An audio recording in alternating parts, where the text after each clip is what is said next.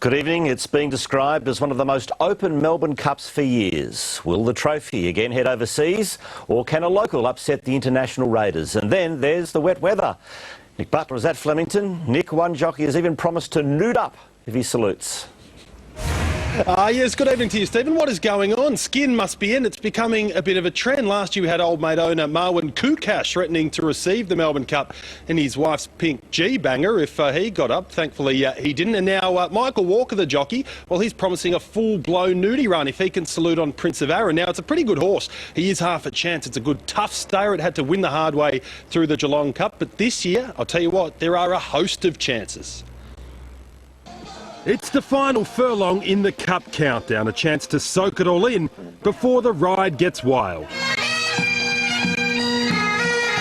Damien Lane is piloting the favourite, Murder Glass, and chasing a history-making trifecta after saluting in the Caulfield Cup and the Cox Plate. No, it doesn't really worry me because what will be will be. The horse is going to run well, he's going to run well. Despite a smashing win last start, some judges are knocking the Japanese galloper's ability to last the 2 miles. There's obviously a big question mark, but the Japanese horses have great stamina. He's drawn the right gate, so you know, we won't know all the event, but I'm confident he'll run it out. If there's a form jockey heading into the Cup, it's hard to go past 47-year-old Damien Oliver. Yeah, had a great day Saturday winning the Derby and another one, so yeah, it gives you a bit of confidence for the week when you're in form. Craig Williams will ride Vow and Declare at 52 kilos. He's also carrying Australia's hopes from barrier 21. We always need luck in these big races, and maybe the barrier mightn't be too much of a negative for a horse that does get back in the race. When it comes to being calm and cool, it's hard to go past colourful Kiwi Michael Walker. Yeah, I'm pretty chilled, I know it's a big race, man, but it's just the way I am. Walker will pilot Prince of Arran, who after finishing third last year was denied a saloon car ride and was forced to qualify the hard way by winning the Geelong Cup. I know it's an international horse, but the Australians have fallen in love with the Prince a bit. Are you feeling that? Yeah, definitely. Because of the reason, mate, he's got so much heart. He's got so much fight. He wants to win, so bring it on. And what about a post-Cup celebration? Well, I might do a streak, I don't know, do something anyway. I'd say hopefully keep your clothes on tomorrow, but maybe not. Well, who's funny, Eddie? Who's funny? Nick Butler for 10 News First.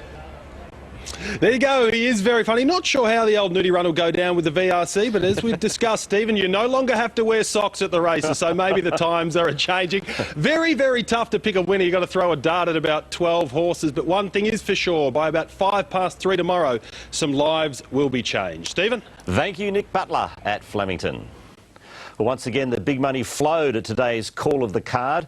Tom Waterhouse backed the chosen one to win $1 million at long odds, while champion jockey Hugh Bowman believes tomorrow's cup is anyone's. When his hoops days are done, Hugh Bowman will always be able to dine out on Winx yarns, like the day he burnt off Hartnell to win its second Cox Plate. At this point, James said, well, Well, I'm not going to swear on national news, but yeah, there's certainly a bit of banter there. The champion jockey agrees it's an open Melbourne Cup, but his top pick is also the favourite. They're saying he's a risk at the distance. I just can't see that being the case. I think he's going to really go well. I've got a huge respect for Finch. He's ran well in the race last year. Chris Waller's been preparing him for 12 months for this race. Well, I think Finch, trained by Chris Waller, good chance, ran well last year. McAvoy rides this year, same weight as last year, drawn a good barrier. I think the 3-year-olds from Europe are good, Il Paradiso and Constantinople. There was theatre at the call of the card. We're taking a bet to $14. Hang on, change your plan. 1,500 to win cash. That's a bet. Big-time punter Tom Waterhouse made his mark. We're $101 for the chosen one. Richo. Yes. To win $1.5 million, Tom Waterhouse. The bookies would only accept $1 million. They are preparing to risk the Japanese favourite. The tab has it now at $8. Rob Waters for 10 News First. And a reminder, 10 has exclusive coverage of the Melbourne Cup. It starts tomorrow with a special edition of Studio 10 from 7 a.m. Line the streets to cheer on the jockeys and trainers as dozens of police stood guard. A party atmosphere. before it became a wet track. Jockeys and trainers made their way down Swanston Street to Federation Square for the 36th Melbourne Cup Parade. They were cheered. The First Lady of Racing, Gai Waterhouse, doesn't have a runner in the Cup. We're still here and we're going to have a ball tomorrow. Revelations of horse cruelty have cast a shadow over this Cup Carnival. Today we want everyone to sign up to the Cup. We want everyone to boycott horse racing, never go to the races anymore, never place a bet. This year, mountain cattleman Charlie Lovick took part in the procession.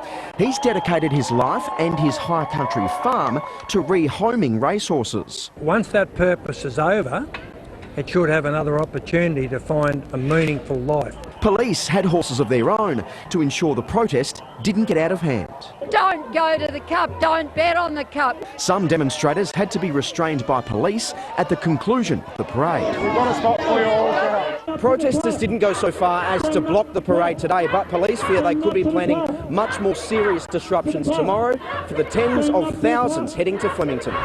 2 years ago, protesters drove a car onto train tracks. Police fear similar tactics will be used tomorrow. We know from previous years that there are certain vulnerabilities around the venue. For the first time, Metro Trains will use its own drones, sending back live pictures to police and security staff, and a new CCTV trailer with a thermal imaging camera to catch vandals and trespassers. What I would say is absolutely respect your right to protest, but let's make sure that our network is safe and that people keep moving. Tom Chadwick is at Flemington. And Tom, what impact will all this rain have on the track? Well, good evening, Mitch. It has rained a lot here this afternoon, and after 19 millimetres fell on Derby Day, it's been a very stressful few days for those in charge of maintaining the quality of the racecourse.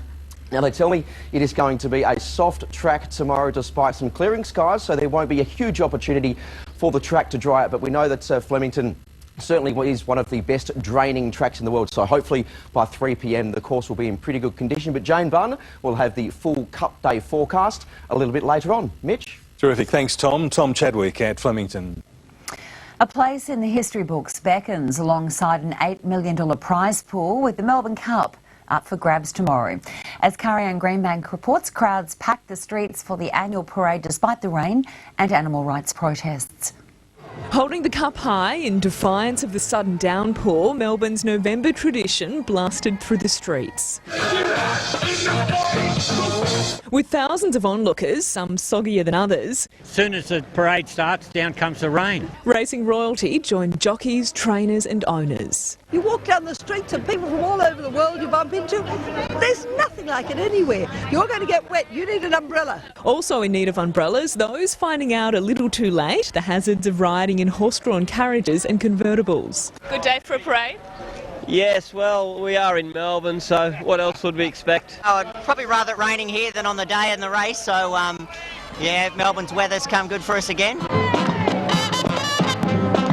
The nervous anticipation is building one day out from the race that stops the nation. How are the nerves going ahead of tomorrow? Yeah, all good. I've had a pretty crazy week. I was suspended, so looking forward to getting back into it tomorrow. This is the 100th year the iconic three-handled cup will be presented to winners. It's been the most coveted prize in Australian racing since 1919. It's again part of the heritage and history of this event. The next step, backing the winner, vow and declare, is the Prime Minister's pick. I was even on worse odds than that for the last election, so at 12 to 1 that probably looks pretty good. But Finch trainer Chris Waller's son is confident he's on the money. Daddy must win. And judging by the cash at the traditional call of the card, the bulk of punters agree. These horses are safe from all that, and we love them. Carrie-Anne Greenbank, 9 News. Let's cross live now to Carrie-Anne, who is at Government House, and official proceedings have started. Well, that's right, Joe. The who's who of racing royalty have all been invited here to the reception on the eve of the Melbourne Cup, along with one very special guest. This is Might and Power. Hello there. He is the 1997 winner of the Melbourne Cup, being very well behaved at the moment. He's one of the living legends that will be celebrated here tonight. And now, this is a tradition, this reception, that dates back to the 1870s. Many governors have taken part. Tonight it is Linda Dessau's turn. She will be welcoming guests in ahead of what is going to be a very big day tomorrow, Joe. Thank you, Carrie Ann.